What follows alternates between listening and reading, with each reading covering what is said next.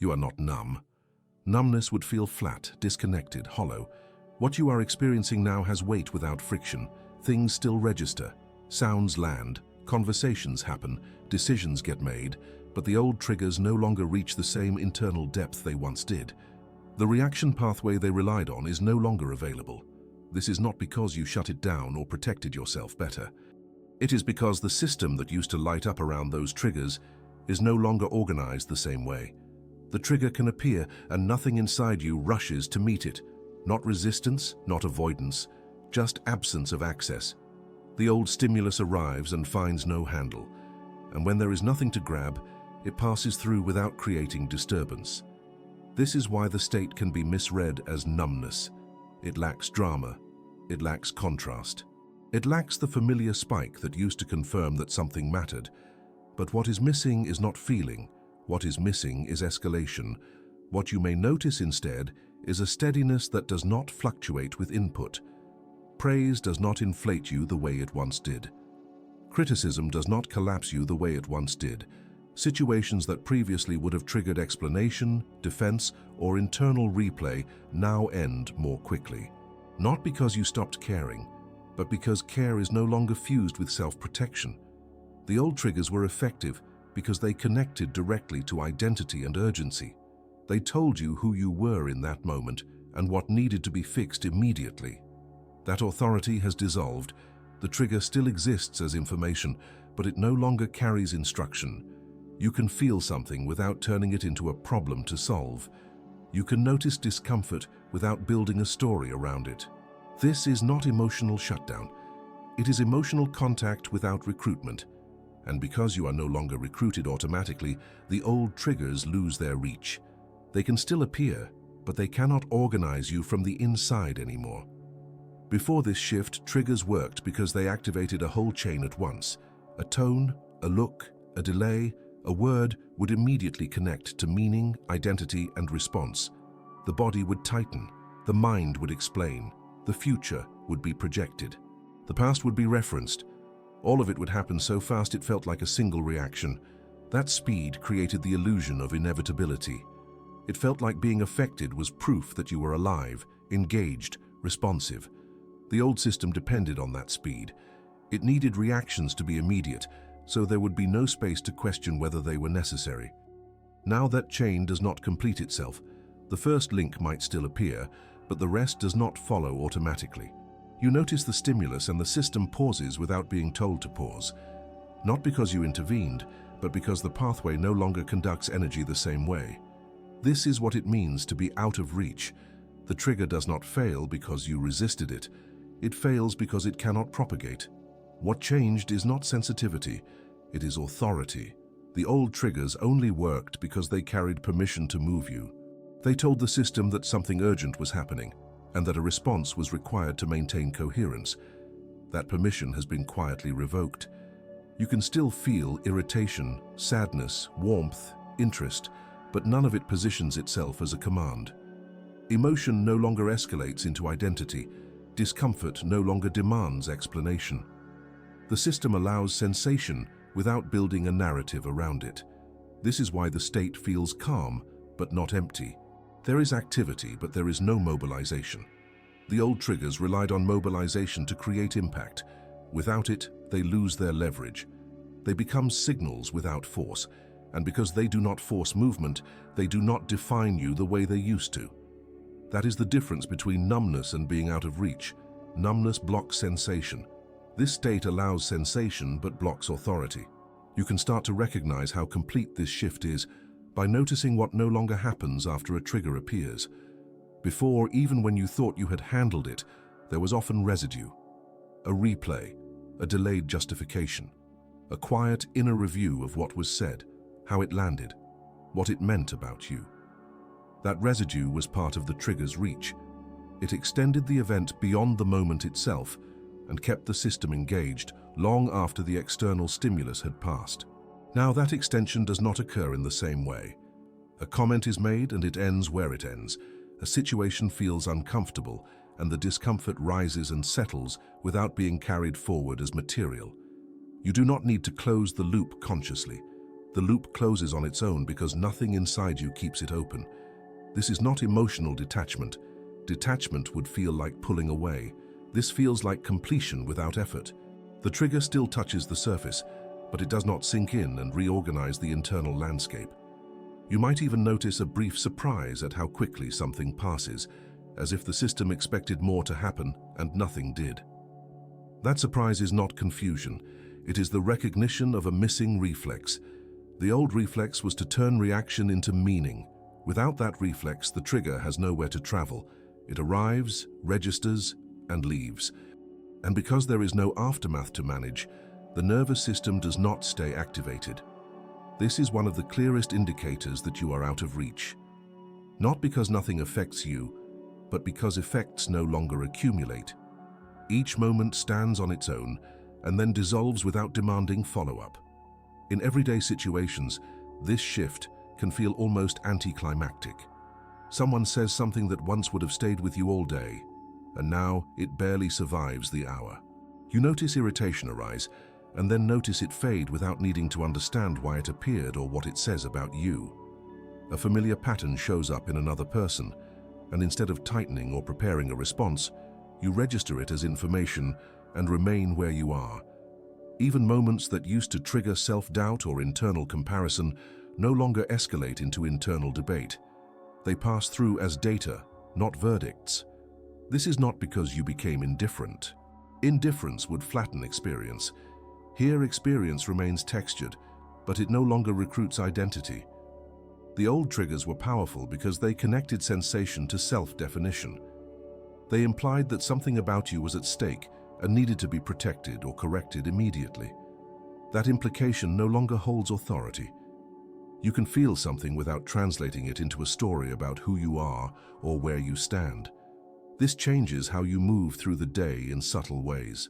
There is less internal commentary, less explanation, less need to restore balance after interaction. You may find that silence feels easier, not because you are withdrawing, but because nothing inside you is rushing to reassert control. The system trusts its own stability now, and because it does, the old triggers cannot find the leverage they once relied on. They still appear, but they no longer determine your internal state. They are noticed, not obeyed. That is what being out of reach actually feels like. There is often a moment, once the old triggers lose their reach, where the mind tries to interpret what is happening using its old categories. It looks for familiar labels: numb, disconnected, detached. Something must be missing, it suggests, because the reaction did not arrive on schedule. But this interpretation does not quite fit. You can still feel interest. You can still feel discomfort. You can still feel warmth, concern, even intensity when the situation truly calls for it. What is absent is not feeling, but compulsion. The system no longer treats every stimulus as a request for immediate internal movement. This can feel strange at first, because for a long time reactivity was how aliveness was measured. If something moved you, it mattered. If it did not, something must be wrong. Now that equation no longer holds. Aliveness is no longer confirmed through spikes. It is confirmed through continuity. You remain yourself before, during, and after an event. There is no need to reassemble internally once something passes. This is where many people would unconsciously try to bring the trigger back, just to feel the familiar pattern complete itself. They might replay the moment, exaggerate its meaning, or search for an emotional response that proves engagement. But you are not doing that. You are allowing the moment to stay complete as it is. That allowance is not passive. It is a sign that the system no longer believes escalation is necessary for coherence. The trigger loses reach because reach required your participation. It required you to amplify, interpret, and personalize. Without that amplification, the trigger remains local. It does not travel inward to reorganize the whole system. And the more this repeats, the clearer it becomes that this is not a temporary state. It is a new baseline where reactivity is no longer the measure of relevance. The mind continues to function inside this state, but it no longer positions itself as the first responder. Thoughts still arise when something happens, but they arrive later, and with less authority they comment rather than command. You may notice a thought like, "I should be more affected by this," or "this used to bother me more," and the thought itself feels slightly outdated, like it is referencing a version of you that no longer exists in the same way. There is no need to argue with it. The thought does not create urgency. It does not trigger a corrective response. It simply passes through and dissolves. This is an important distinction. In numbness, the mind often goes quiet because the system shuts down. Here, the mind stays online, but it is no longer driving. That shift removes one of the last pathways the old triggers relied on. They used to work by recruiting narrative. They needed you to explain what just happened, what it meant, and what needed to be done next. Now narrative forms more slowly, if at all. And without narrative, the trigger cannot extend itself beyond the moment. You might even notice that memory behaves differently. Events are remembered as events, not as reference points that need to be revisited to extract meaning. This is not forgetfulness. It is memory without charge. The system records without clinging. The old triggers lose reach because they no longer get stored as unfinished business. They are experienced and then archived cleanly, and because nothing is left unresolved inside, there is no internal pressure building toward the next reaction. The system remains available, responsive when necessary, and quiet when it is not. That is not numbness. That is contact without capture. There can still be moments when the old trigger system attempts to test whether it truly lost access. It does not do this loudly. It does it through doubt that sounds reasonable. It might arrive as a quiet question about whether you are becoming complacent, whether this calm means you stopped caring, whether being less reactive is the same as avoiding something important.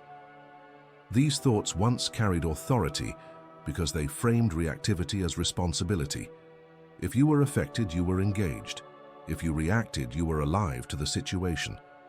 Now those same questions can appear without igniting motion. You notice them arise, and you also notice how little energy follows. They do not create tension in the body. They do not accelerate thought. They do not demand correction. They sit briefly, as if waiting for confirmation that their old power still applies, and then they fade when nothing answers them. This is the controlled tension of this phase. The system allows the test without mobilizing around it. You are not proving anything by staying calm. You are not defending your state. You are simply not entering the old contract, where doubt equals action. The trigger loses reach here because its last strategy was to frame engagement as virtue. Without that frame, there is nothing to hook into. You are not disengaged from life. You are disengaged from unnecessary escalation, and that difference matters. The absence of reaction is not emptiness. It is space that does not need to be filled. When the mind realizes that these doubts no longer restart movement, it stops offering them with the same insistence. Not because you shut it down, but because it no longer receives reinforcement. The trigger cannot sustain itself without response, and because response is no longer automatic, the loop closes before it can begin. This shift becomes undeniable when you pay attention to the body's role in it. Before, triggers lived in the body first. A tightening in the chest, a quickening of breath, a subtle forward lean toward action or defense. Even before a thought formed, the body would mobilize, preparing you to respond. That mobilization made reaction feel inevitable. Now, when a familiar trigger appears, the body does not follow. Sensation may arise, but it does not cascade into readiness. Muscles stay soft. Breathing remains steady. There is no internal countdown toward response. This is crucial because the old triggers relied on speed. They needed to activate you before awareness could intervene. With that pathway quieted, the trigger loses its primary leverage. You are not calming yourself. You are not regulating in response.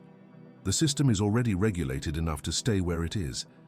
Even when something genuinely challenging occurs, the body can respond without tipping into overactivation. Action becomes clean rather than reactive. You move when movement is required, and when it is not, you remain still without effort. This is not suppression. Suppression would feel like holding something down. This feels like nothing rising that needs to be held. The nervous system has updated its reference point. It no longer interprets familiar stimuli as threats to coherence. And because of that, the old triggers cannot regain reach through physiological urgency. They arrive, register, and pass without reorganizing posture or breath. That is how you know this state is real. It is not maintained by vigilance. It is maintained by a body that no longer believes escalation is necessary. One of the clearest signs that you are truly out of reach of the old triggers is how little remains after an experience ends. Before, even when you thought something was finished, it often lingered internally. A conversation would end, but it would keep replaying. A comment would pass, but its echo would follow you into other moments. The trigger did not need to stay loud. It only needed to leave residue. That residue kept the system slightly activated, slightly oriented toward resolution, slightly pulled back into the same internal posture. Now that residue does not accumulate in the same way, an interaction happens and it completes itself. You might remember it later, but the memory does not carry charge. It does not reopen the body. It does not restart evaluation. It exists as something that occurred, not as something that needs to be processed further. This is a fundamental change. It means the system is no longer storing experience as unfinished material. Even when something feels uncomfortable or imperfect, it does not automatically become a project. You do not need to extract lessons, correct impressions, or repair internal balance afterward. The old triggers depended on that post-event activity. They relied on your tendency to keep working on moments after they were already over. Without that extra work, the trigger's influence shortens dramatically. It has a beginning and an end. And because it ends cleanly, it does not bleed into your sense of self or your next interaction. You may notice more internal quiet between events, not because nothing is happening, but because nothing is being carried unnecessarily. This is not emotional avoidance. Avoidance would feel like pushing things away. This feels like nothing sticking in the first place. The system has learned how to let experience complete itself without interference. And once that becomes normal, the old triggers lose one of their last ways in. They cannot reach you later if they cannot stay with you now. What stabilizes this state is not understanding it, but living inside it long enough to see that nothing collapses without reactivity. The old pattern taught you that if you did not react strongly, something would be missed, neglected, or lost. It framed escalation as care and intensity as engagement. Now you are discovering through direct experience that life continues without those responses. Relationships remain intact. Decisions still get made. Boundaries still exist. Nothing essential disappears when the trigger does not take hold. This realization is not conceptual. It is embodied. You feel it in the way days pass without needing internal repair. You feel it in how little explanation you owe yourself after situations unfold. The calm does not feel like a fragile state you must protect. It feels like a baseline that does not need monitoring. This is slow resonance. It does not announce itself with relief or excitement. It proves itself by lasting. The longer you remain here, the less interesting the old triggers become. Not because you are superior to them, but because they no longer offer anything useful. They cannot create movement where movement is no longer required. They cannot generate urgency where urgency no longer makes sense. And because you are not trying to maintain this state, it maintains itself. There is no discipline involved, no vigilance, no ongoing correction. The system has already reorganized around a different threshold of relevance. You are still reachable by what truly matters. You still respond when response is needed. But the old triggers, the ones that once defined your internal weather, no longer have access to the controls. They can appear at the edges, but they cannot enter the center. That is why this does not feel like numbness. It feels like availability without vulnerability to hijack. It feels like being present without being pulled apart. And once this becomes familiar, there is nothing to go back to. The old triggers lose reach not because you outgrew them intellectually, but because your system no longer needs them to orient itself. Time behaves differently when the old triggers no longer have reach. Before, time was part of how those triggers maintained power.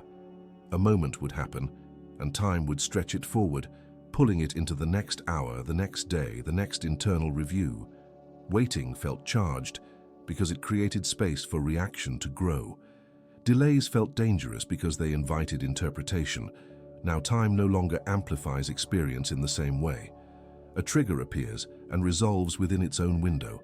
It does not demand future attention. You can move from one moment to the next, without feeling that something unfinished is following you. This changes how the present feels. It feels wider, less crowded by echoes. You can be in a pause without filling it mentally. You can let a day pass without auditing it afterward. The old system relied on time pressure to keep reactions relevant. It made you feel that if you did not respond fully, immediately, or intensely enough, something would be lost. That logic no longer holds authority. You can let things take the time they take without internal escalation. Even boredom changes texture. It no longer feels like a signal that something is wrong. It feels like a neutral interval that does not need to be optimized. This is not resignation. It is time losing its role as an emotional lever. When time stops being used against you, triggers lose one of their strongest supports. They cannot grow in the background. They cannot mature into stories. They rise and fall where they occur. And because of that, your sense of presence stabilizes. You are not rushing ahead to escape reaction, and you are not lingering behind to resolve it. You are simply here, moving through time without being pulled by it. That neutrality toward time is another sign that you are out of reach. The old triggers needed time to work on you. Without that access, they dissolve quickly and cleanly. As this continues, identity itself begins to simplify in ways that are easy to overlook. The version of you that was shaped by triggers was a version that constantly adjusted. Who you were depended on what had just happened and how you responded to it. A reaction would define your mood, your stance, your sense of self for hours or days. Without that reactivity, identity no longer needs to reorganize itself after every event. You remain more consistent across situations, not rigid, stable. You can be affected without being redefined. You can experience emotion without turning it into a self-description. This is important because many old triggers derived their power from identity threat. They worked by suggesting that something about you was at risk and needed immediate defense or correction. When identity is no longer that reactive, those threats lose credibility. You are not constantly reasserting who you are. You are not narrating yourself through reaction. The self becomes quieter because it no longer needs to be rebuilt moment by moment. This does not make you passive. It makes you less performative internally. You still respond when response is appropriate, but the response does not become a statement about your worth or position. The old triggers cannot reach you through identity anymore because identity is no longer held together by tension. It is held together by continuity. You are the same before, during, and after an event. That sameness is not dullness. It is coherence. And coherence is difficult to hook. Without fragmentation, there is nothing for the trigger to exploit. It can touch the surface, but it cannot split you. That is why this state feels calm without feeling flat. It is not the absence of experience. It is the absence of internal rupture. This is what integration looks like when it has fully settled into ordinary life. Not as a special state you enter and exit, but as a quiet consistency that does not depend on conditions. You still encounter moments that would once have been labeled triggering. You still feel preference, aversion, interest, fatigue. But none of these experiences demand internal reorganization. They do not ask you to reframe yourself, correct yourself, or return to a center that was supposedly lost. The system no longer swings between reaction and recovery. It stays oriented without needing repair. This is why the change can feel almost invisible from the inside. There is no internal commentary announcing that something has been integrated. There is just a noticeable reduction in effort, less monitoring, less adjustment, less emotional bookkeeping. You move through tasks, conversations, and interruptions without needing to recalibrate afterward. The old triggers depended on disruption. They needed to knock the system off balance so that balance could become a project. Now, balance is not something you return to. It is something that remains in place even while experience moves through you. This does not make life smaller. It makes it cleaner. Energy that was once spent reacting, explaining, and recovering becomes available for simple presence. You are not trying to stay regulated. You already are. And because this regulation is not being maintained actively, it does not collapse under pressure. Even when something genuinely challenging occurs, the response is proportionate rather than reflexive. You meet what is in front of you without dragging old reactions into it. This is the point where the idea of being triggered starts to feel outdated. Not because nothing ever affects you, but because effect no longer equals takeover. Experience moves through a stable field instead of rearranging it. The ordinary becomes the confirmation. Nothing dramatic needs to happen to prove that something has changed. The proof is in how little you need to do to remain intact. There is no instruction attached to this state, and no behavior you are meant to adopt to keep it. It does not require vigilance, explanation, or reinforcement. If anything, trying to manage it would introduce the very interference that this state no longer needs. The fact that the old triggers cannot reach you is not something you must defend. It is already evident in how the system operates. You are still reachable by what truly matters. You still respond when response is appropriate. You still care, feel, and engage. What is gone is the automatic loss of center that once followed certain stimuli. That loss is no longer part of the pattern, and because it is no longer part of the pattern, there is nothing to fix, improve, or maintain. You do not need to remind yourself that you are not numb. You can feel the difference directly. Numbness would disconnect you from life. This state keeps you in contact without letting contact turn into capture. The old triggers may still appear at the edges of awareness, but they no longer organize your inner world. They do not dictate your posture, your breath, or your sense of self. They pass without ceremony. And that passing does not need to be acknowledged to be real. If you recognize yourself here, that recognition is enough. It does not need to become a conclusion or a claim. The system has already reorganized around a different threshold of relevance. What once reached you no longer can, not because you are guarded, but because there is nothing inside you that opens automatically anymore. And from here, nothing needs to be done. The absence of reactivity is not a gap waiting to be filled. It is the sign that the old triggers have lost their authority. Life continues, and you remain available to it without being pulled apart by it.